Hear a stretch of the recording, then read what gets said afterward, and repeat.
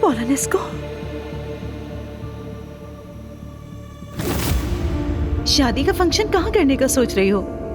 बाबा तो hotel decide कर चुके हैं, मगर मेरे बस में होता तो अपनी पूरी शादी गांव में करती, मगर बाबा के लिए बिल्कुल मुमकिन नहीं है।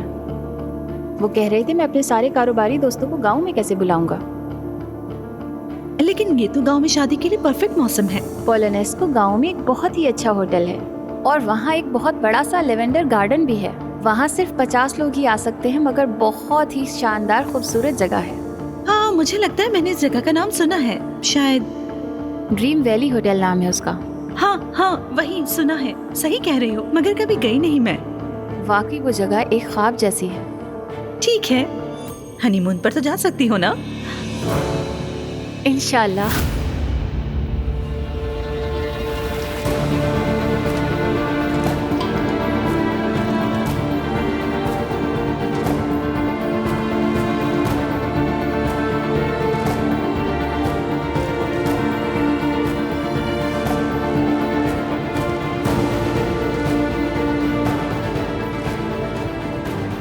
क्या मैं उसके बाबा को फोन करूं?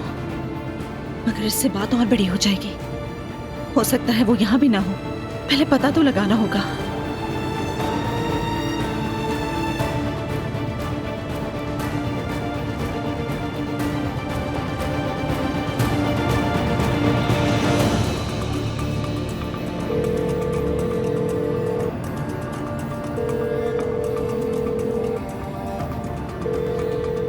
रोहन, प्लीज एक बार तो मेरा फोन उठा लो।